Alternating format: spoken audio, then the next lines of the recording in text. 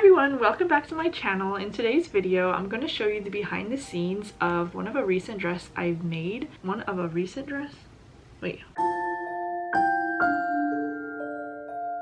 In today's video, I'm going to show you a recent dress that I made, but this time it's going to be behind the scenes, so you get to see how I went about it, how I chose the name, all of that. You get to know about it if you're curious to watch the creative version of it, which would have already been released by now, and you haven't seen it yet. Feel free to go watch that, or you can just watch it after this. Doesn't really matter. In that version, you will see the story and the meaning behind it, and also it's me introducing this new channel. And if you're new to this channel and you're like, who the heck is this? I probably should introduce myself. Hi, my name is Stephanie Harford. I am a photographer turned fashion designer. If you're interested in knowing more about how I went about making a new channel and all of that, feel free to watch the video that I posted on my old channel as well. I will put all the links down below if you need to see more content because you just found me and you love dressmaking. I got you covered because my old channel does technically have all of my older work and all of my older videos. But let's move on. Okay, let's move on. In today's video, I'm going to show you the behind the scenes making of this ivory dress. Now, I don't have ivory colored color pencils, so I used peach, but either way, you get the gist. The meaning and story behind it will be in the other video, like I mentioned, but you guys get to know all the details of how I made it in this one. I really wanted to do ruffles on the top, and I really wanted a bustier bodice as well as detachable sleeves, and I wanted the skirt to be long and flowy, but I also wanted it to have a train in the back, and I wanted it to have lace up because that's kind of one of my little signature things that I love doing as often as I can, because I'm obsessed with the look of a lace up, which kind of resembles a corset, and I just love it so much. Now, if you've already seen the dress, you know how it came out. I, however, am making this while making it, so it hasn't even happened yet. It doesn't exist yet, but it's going to. We've got a little bit of a dilemma, but before I tell you the dilemma, I'll show you what I'm using. 84-inch sheer voile curtains from Walmart. These are $4.98 or something like that, so about $5 per 84-inch panel, and I have 5 84-inch as well as a 63-inch that I just got just in case I needed extra. I was trying to figure out what I'm going to line it with, and I'm about to go to the garage to look because I had this, but upon further investigation, I'm just not happy with how yellow it is. So I'm gonna nix this. We're gonna see if there's something in the garage, but if there's not, then I'm gonna have to order something, which is gonna delay the project. But for you, it's not gonna delay anything, so let's go to the garage. In these two white cupboards, even though it's blocked by all kinds of stuff, this is where I store my fabric. If we can get to it, I think my husband put his guitar in the worst spot possible. I was like, take it to the garage, and he's probably like, oh, here's a spot. No, it's not a spot. Look at this. This is gonna be a future dress design. I even have the lining for it. Oh, every time I see it, I know, I'm like, hurry up and get to it. I'm not seeing any ivories. However, this is the side. I think I'm gonna have to order it. I want this dress to be gorge. Okay, I'm finding something here though. It just fell. This doesn't look like enough, but it is the right color. Well guys, it's looking like I'm gonna have to order ivory fabric, so we're gonna go do that.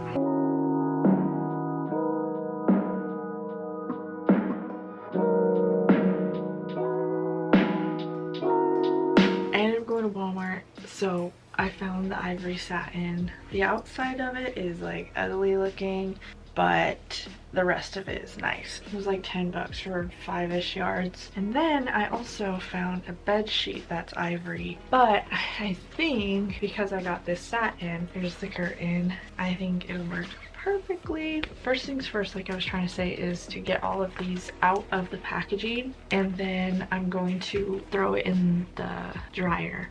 All right, so I am de-wrinkling all of the fabric.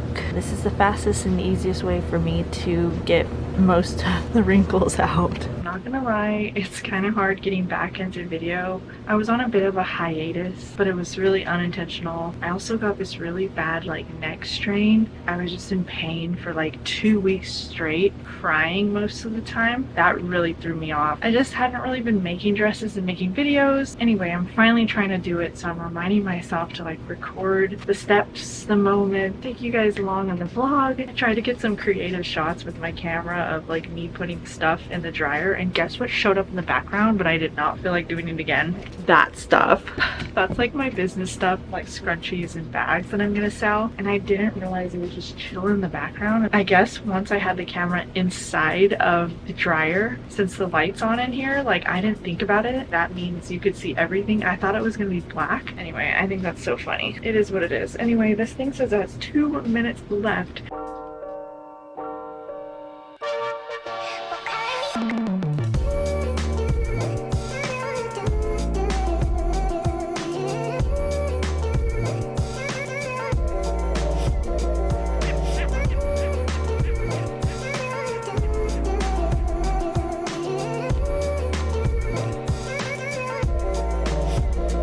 I hope you enjoyed my mismatched socks. And ignore my husband in the background. Now we share a room. Gotta do what you gotta do when you're in a smaller house.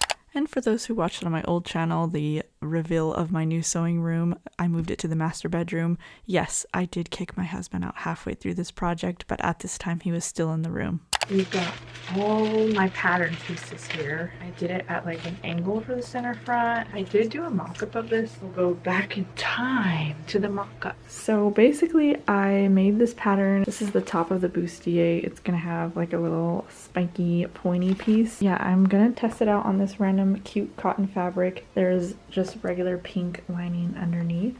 Can't see it there. Test the fit, test how it feels, all that stuff before I make the final dress.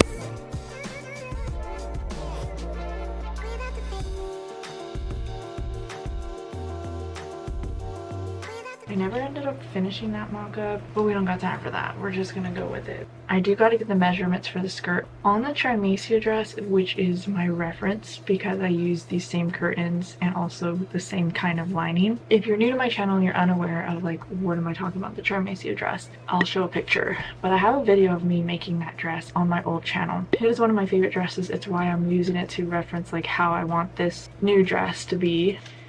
What am I trying to say? I just lost everything. I don't know what I was trying to say.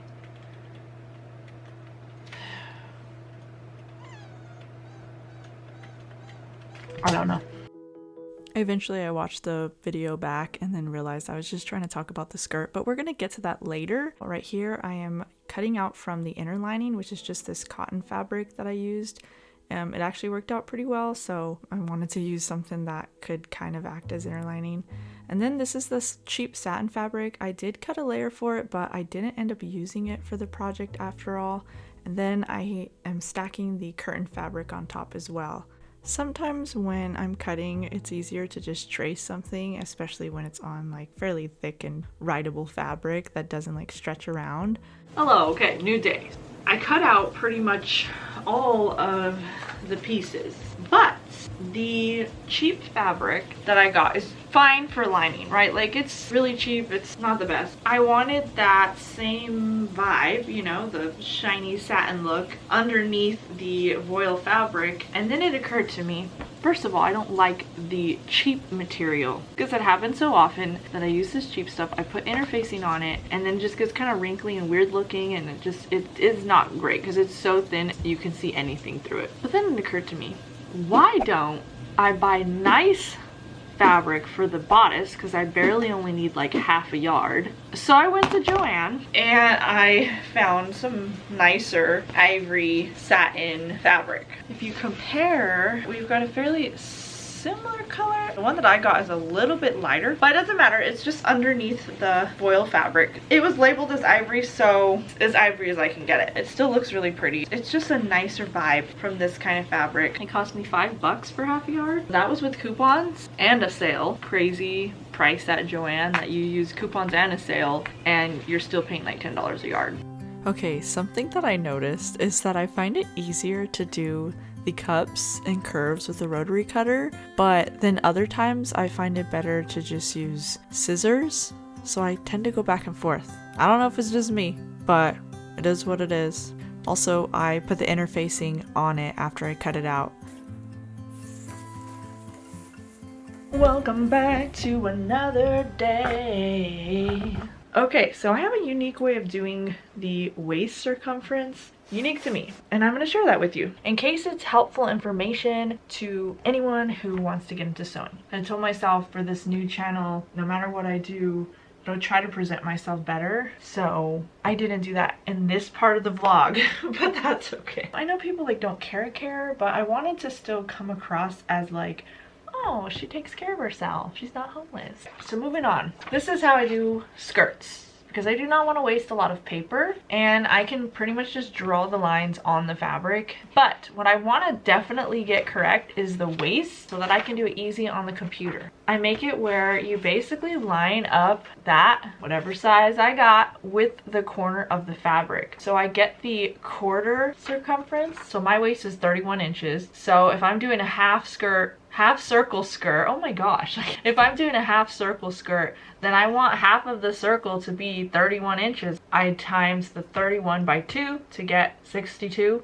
Then I find the radius for that. Once I get the radius, I then create a quarter of the circle. As you can see, this is a quarter of a circle. If that doesn't make sense, then you might not be a fan of math. And if that's the case, you probably will have to stick to pre-made skirt patterns. On this skirt, the plan is to have 3 panels in the front of the skirt. Reason behind that is I don't want a front seam, because I can't get away with just 1 panel and having it 2 to 2.5 times gathered. I don't have wide enough fabric for that because I'm using curtains. My curtains are 59 inch wide, and I want to have a 2.5 times gathered, so I did my waist measurements and then I rounded that up to about 78, I think was the math. We are going to have a circle skirt 2 times gathered for a 78 inch waist. Half of 78 is 39. For the back half, it'll be separate because I'm only having 2 panels back there because I don't mind the back seam. Basically, I wanted to make sure that the front panels were distributed evenly, so I divided that half measurement, 39, by 3, and it came out to 13. This is 13 inches plus seam allowance, 1 centimeter, and then when they're gathered at 2.5 times, there you go, I have 39 inches that I will be gathering down to half of my waist, which would be about 16.5 inches. I did the same thing for the back 2 panels, but instead of the whole 3 divided by 3, I divided by 2. And anyway, this one was 19.5 inches per panel. And then when those are added together, you get 39, and then that gets gathered down even more. So hopefully that makes sense. That's how I do it, and I just make these little inserts. So we'll do 3 of these, 2 of these big ones. So when it comes to the length from the top of the skirt all the way down, I will measure them all the right length, which will be from my waist to the floor. I'll just do that while the fabric is on the floor. After I make the markings, I then cut out the piece. I also have to do the waist part, which I don't know why I did it second, but I did. I ended up doing a half circle skirt, but later on I realized that I totally forgot about the train I wanted. So I ended up using that piece as just the front part of the dress and allowed it to be a gathered lining, which worked out fine in the end. Because I wanted to make something in my size, I usually use my red dress form since I can make adjustments to it. It's really annoying because you have to turn each little dial little bits by little bits until you get to your desired size. Anyway, I was able to hang the skirt around. I tested it on myself. At the time I thought I was going to be using it as the full lining, but yeah, it didn't matter since it was just for the front. So I let it hang overnight. That way if I had any stretching to do at the bias, I would be able to then trim it later on. I then moved on to the outer fabric, which is the ivory curtains that I got. I stacked up 2 of them, and then I placed down my waist pattern piece. And then after that was, set up and everything straightened out, I added 43 inches for the actual skirt waist. I think I actually did 45 to just be safe. At the center back seam, I added an additional 24 inches, so 2 feet, so that I could have a train on it. After drawing a line from the short part to the long train part, I then cut it at the line. After that, I cut the waist out. To do the front sheer panels of the skirt, I stacked up 3 of the curtain panels and cut out the correct waist circumference and length of the front of the dress. I didn't technically get all of this on camera, but it was the same process as the back, except for I was doing 3 panels. There's 3 panels, they're just stacked. And then there's for the back, which is 2 panels, and it has a train, so it's long enough. Train. It has a train, and I didn't think about that for some weird reason when it came to making the lining. Here's the other thing though, I technically have a decent amount left. This is what I will try to figure out. Definitely things are taking me longer now that my work is like split up, and then I'm also just extra lazy for some reason. I gotta kick myself in the butt right now. It's fine, we'll get it, we'll get there. All right, time to shower and end the night, and then we're gonna move on to the next day. Welcome to a new day. Please excuse my crazy hair. This is how it dries on its own. Like literally I look like a little kid who just like got out of bed. Guess what I forgot existed? This is thrifted fabric. Almost the same exact as this fabric. Literally even the same color and everything. It's hard to tell. And when I realized I had it in the garage and remembered it, I was like, wait, I don't have to buy more fabric. I don't have to spend more money.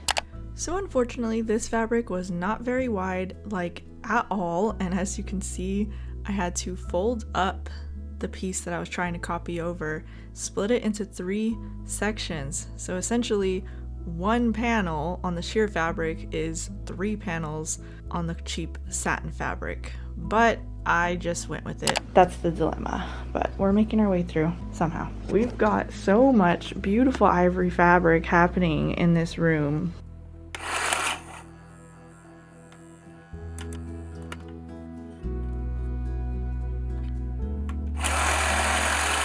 If you know the bobbin struggle, you know the bobbin struggle. Moving on. Now that I had all of my bodice pieces and layers cut out, I then base stitched the sheer voile fabric onto the nice ivory satin I got from Joann.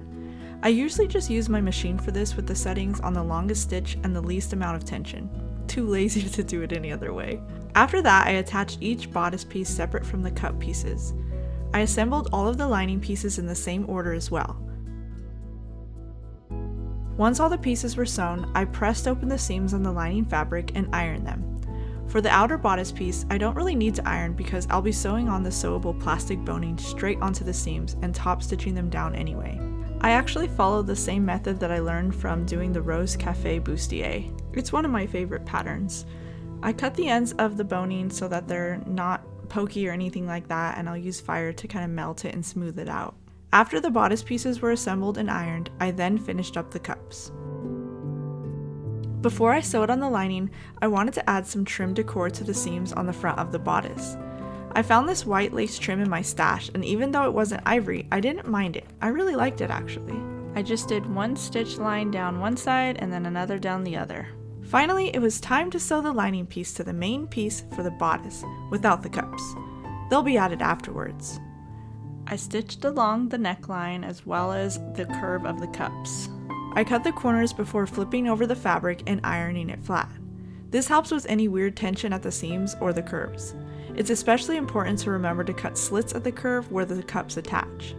When I flip it over, I actually use any sort of non-sharp thing to kind of poke at the corners, and if I need to clip more or anything, I'll flip it back, do that, and then try it again. I just do that until it looks really nice and the corners are popping out the way they should be. To seal the deal, I ironed the bodice piece without the cups perfectly flat before moving on.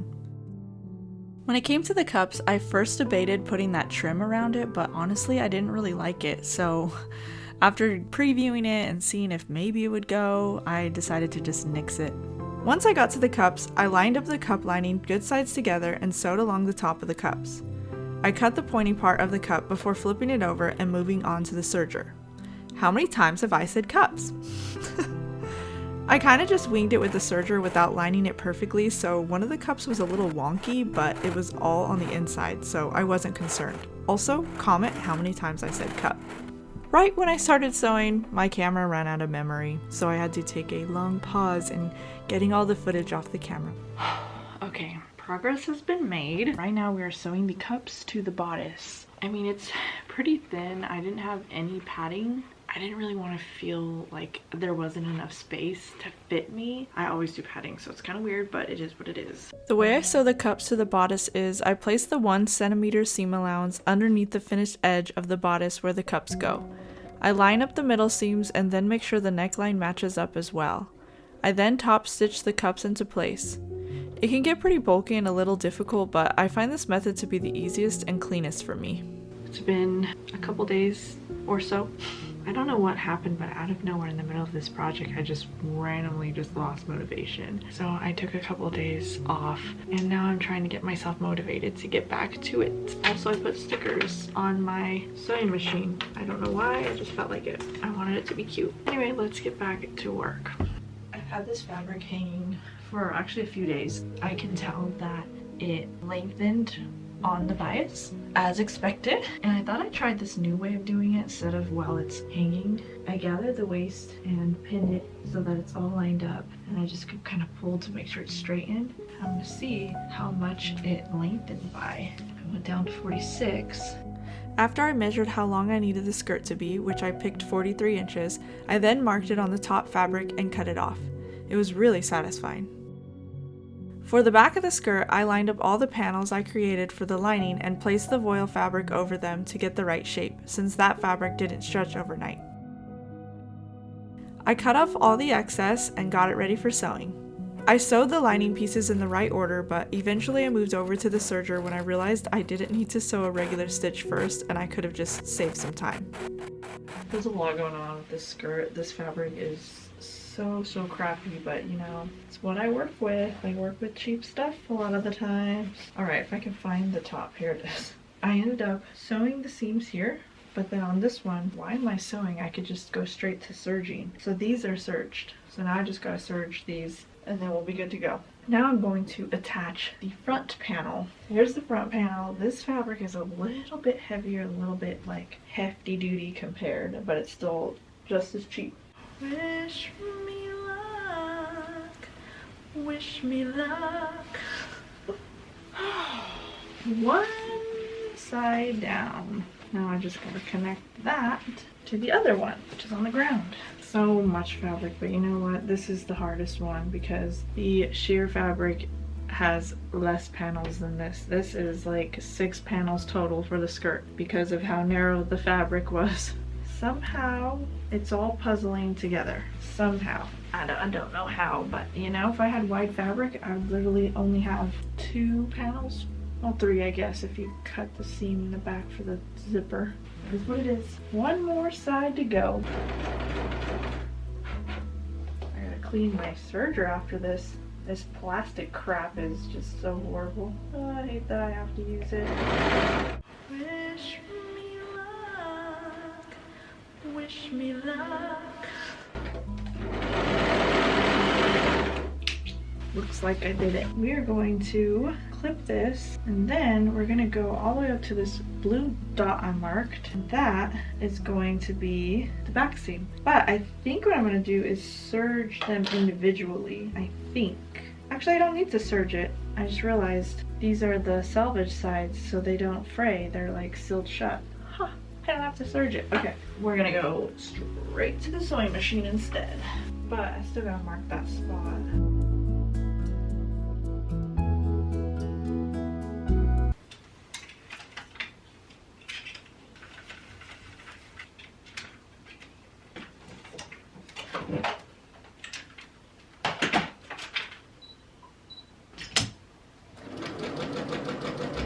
It's been a chaotic journey up until this point, but we're making it through. Basically, I just sewed everything that I hadn't gotten to yet. I'm doing the center back seam for this. I didn't sew the top 9 inches because that's where I would put the zipper eventually. I French seamed all of the voile fabric together, that way it would look nice and clean. Honestly, French seams for sheer fabric is probably the best way to go anyway. Either way, I knew I wanted to do it. I would highly recommend French seams if you're working with this kind of fabric. At this point, I was sewing down the center back finally because the long train took me forever, but eventually I made it to the end. Since it was looking a little wrinkly, possibly the tension from sewing it, I decided to iron it out and release some of that tension. This made it a little easier for me to finish off the French seam.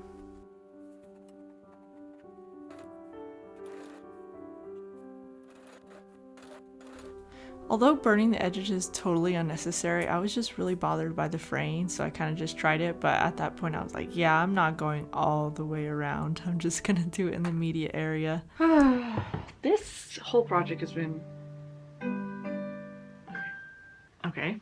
This whole project has been quite the journey, not gonna lie. Took a nice much needed break, and then now it's Tuesday, and yesterday, Monday, I had quite an emotional day. A breakthrough in my life, actually really huge. I am thinking about sharing this story at some point, like an inspired dress design. I really want to just share my story and share other people's stories through my designs and through my work. I feel like when someone shares something about themselves that I relate to, it makes me feel less alone, and that's such a good feeling. Anyway, I won't get into that for too long because we need to get back to this dress. I am just going to sew this skirt. The most that I've done on the outer skirt so far is a French seam somewhere. Here we go.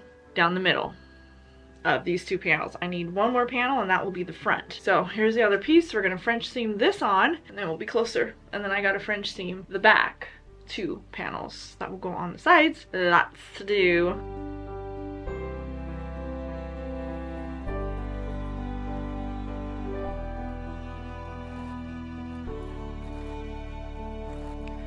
Finally, I started working on the loops for the corset lace-up on the bodice. I made a really long loop and then measured how long I needed each small loop to be. I then cut out each one for a total of 12 loops. I used this handy-dandy little button guide thing. I'm not really sure the exact name of it, but it helped me evenly space out where each loop would go. I copied it over to the other side so that both sides matched up perfectly. I placed them on the bodice with the loops pointing toward the rest of the bodice and the raw edges lined up. I sewed them in place before I moved on to covering up the raw edges.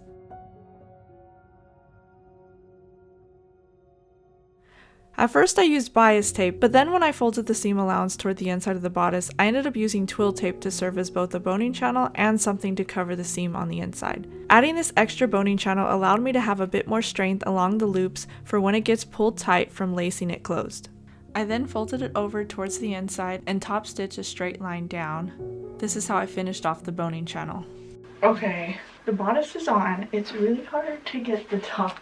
I want to like pull it upwards so that it's just held up. Ideally it would have had underwire and padding possibly to like keep it in shape, but I didn't really feel like adding any of that.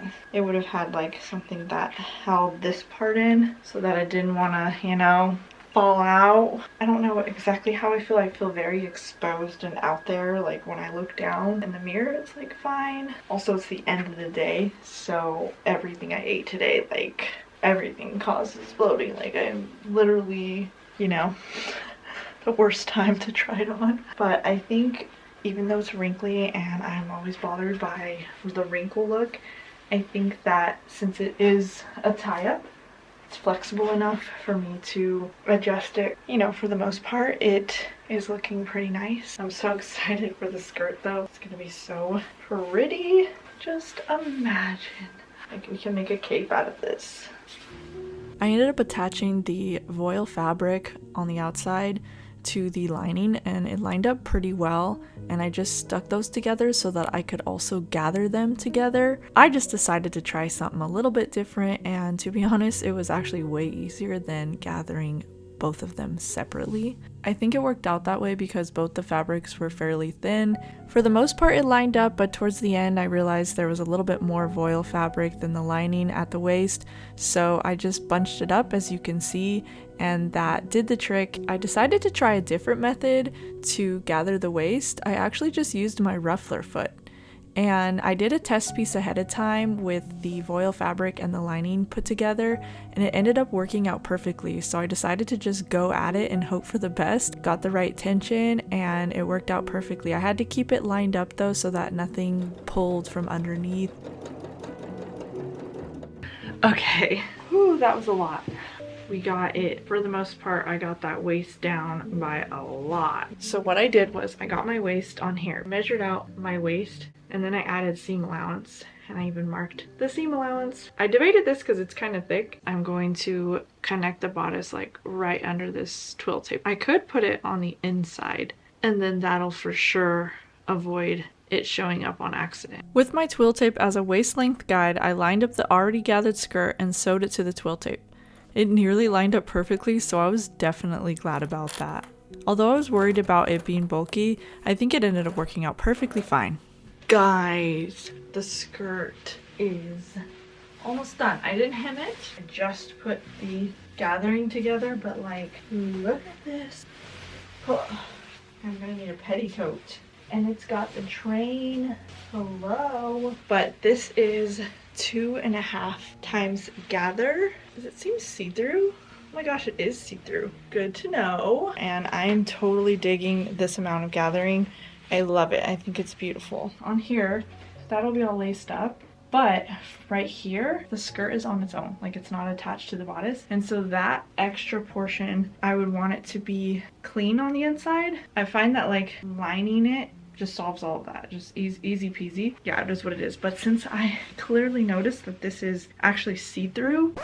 Okay, who really cares what I actually said here, because I ended up not doing any of that. I just folded the seam over eventually for the skirt and never actually went back to it. It was all serged on the inside though, and it just folded in.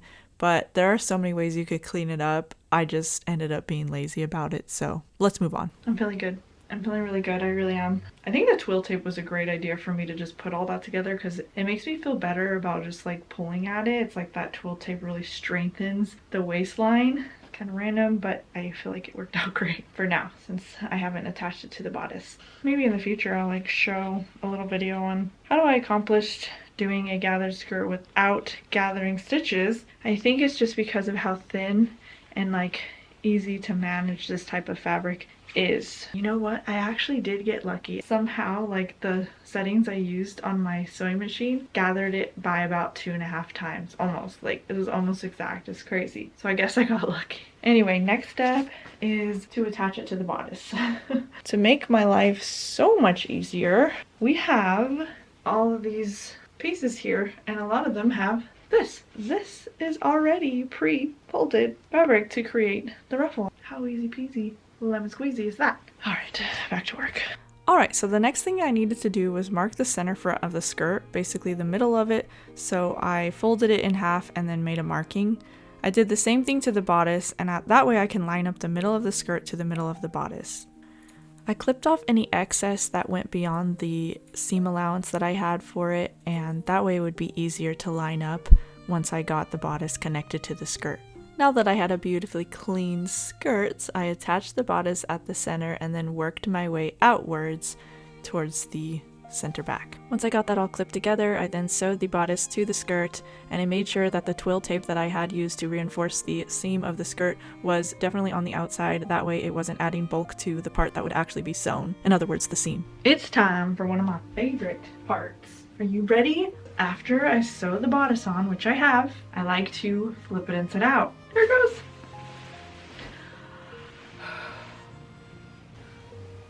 No thread or anything got through. It looks good. Here's the saddest thing of all. Because I use a different fabric and I just trusted that it was called Ivory, the fabric I use for the bodice is not as yellow as the bottoms. This is white, and that was fine with me. Now I'm kind of wishing that that was not white. Yay! Since I approved of how it came out, I decided to close it off officially with serger. I love this part because it cleans up all of those nasty frayed edges and makes it look beautiful, and it serged perfectly fine with the twill tape there, so I wasn't mad. I got to working later that night to continue on, and as I mentioned earlier in the video, I didn't close the back seam of the voile fabric, so I finally was able to French seam that together. I left an opening for the zipper, and then that was about it. I got an invisible zipper in the color of ivory. It was a 7 to 9 inch zipper, and I attached that to the back of the skirt. I got the skirt all lined up on the dress form, and I was able to just fluff it over and over and trim off any excess. I'm usually a perfectionist, like my perfectionist side comes out hardcore on this, so I take forever, but eventually I got it to my liking. I then raised my dress form a little bit higher. I put it on a stool, that way I can see how it flows and how it comes down so I can straighten the front of the dress and the part where it leads to the train. Not gonna lie, this part's actually pretty satisfying because then I can see it straighten out and then it just, I don't know, makes me happy. Original plan was to do elastic sleeves over, and I thought that that would hold up the bodice because it was kind of falling down and I felt like it needed straps. Unfortunately, I didn't really record all of the steps I took for the sleeves because I was trying to hurry and finish up this project. But what I did was create a long ruffled cuff with a 1/4 inch elastic at the wrist. I also used elastic thread to sew straight across the elbow line, that way it bunched up at the elbow. I finished off the sleeve with a French seam, of course. Okay. And this is where I realized it wasn't gonna work out. We've run into a dilemma. It's just so saggy. It's gonna need straps. This is obviously not doing anything. It's not like actually holding it up since it's elastic. It's not a good dress style for my current body shape and body size. Like, I feel like I'm pregnant. I'm not pregnant. Like, I worried about making a bustier bodice for myself, especially since I don't have like still boning, like this hardcore stuff. I don't have anything holding this part in place. I realized later on that I actually drew a seam down the center front, and I don't know why I didn't actually create it like that. And yeah, I technically do have underwire. I don't think any of the sizes I have, where did they go? I'm gonna just do straps and call it a day. They'll just be tie straps because I love tie straps. And hopefully that will solve the problem, because I feel like once it's like this, I'm like, yeah, that's fine. I don't mind this. But it's like, as soon as I let go, I'm out there. Hello, I'm in the world. And if I walk around enough, it's just gonna like fall down. Well, I think what I'm gonna do for this sleeve though is I'm actually just gonna like cut it across here, and instead of doing over the shoulder, I'm just gonna do like a detachable sleeve. Here is the sleeve right now. So literally what I'm thinking is just cutting that whole rounded part off. This poor part right here. I know, I'm being a perfectionist. Moving on. For the sleeves, after I cut off the rounded part and created a rectangle, I then folded the top of the sleeves over, and similar to a hem, I top stitched to create that clean look and to create the channel for the elastic. With about a 1/2 inch channel made, I left a small opening so I could pull the elastic through before I stitched together the elastic ends and then tuck them into the channel before sewing it shut with another top stitch.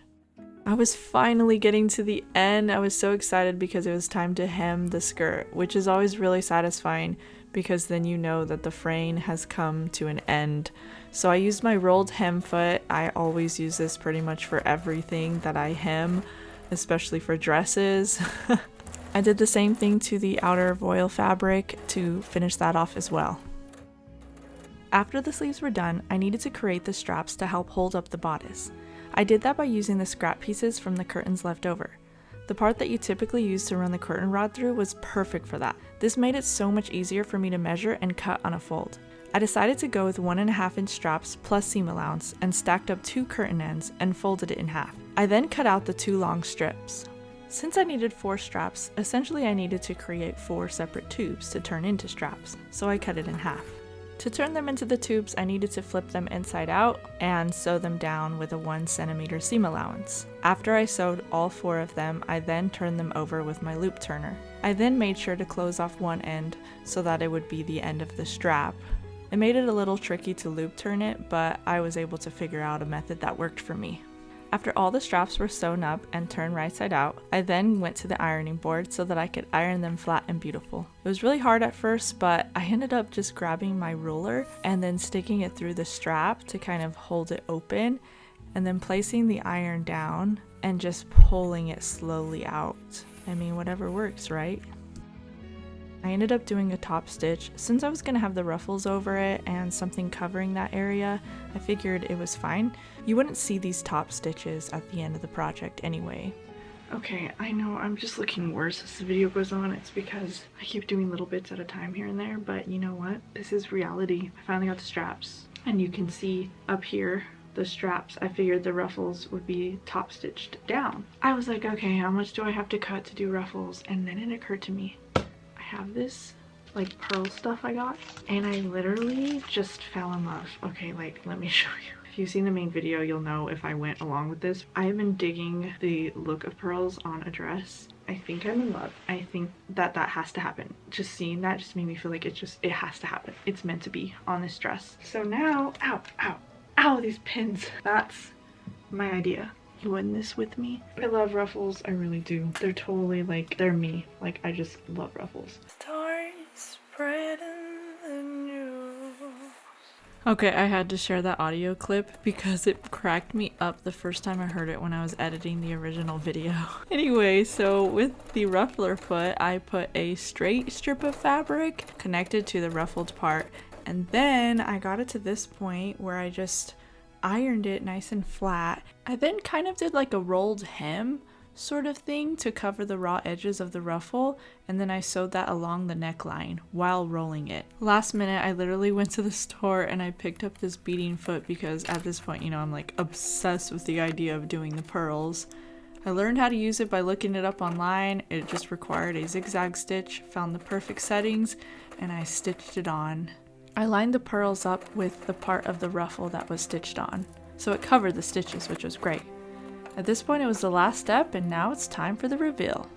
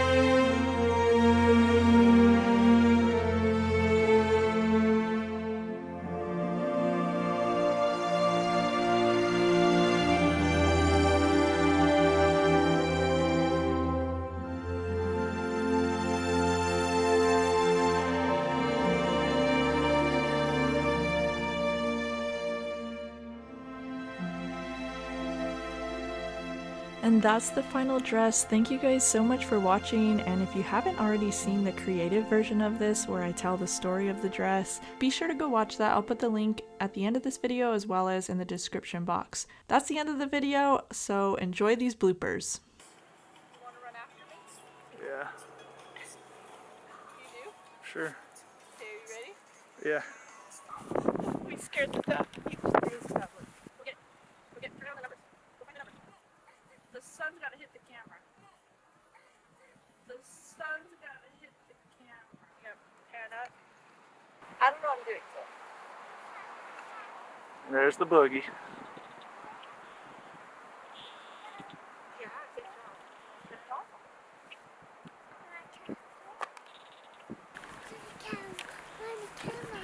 Yeah, you're on the camera. Here we go, there's the duck. I messed it up, we have to do it again. Doing your arm, going back up. Then I'm gonna go around the back and down this one. Make sure there's not too much negative space above my head. Pan it down. Pan it down a tad. There you go. Yeah. That's a memorized selfie. The camera from my angle. You're crooked. You just straighten it, yeah. Turn it. Turn your body. Put it in front of you, yeah. Keep it in front of you. Hold it.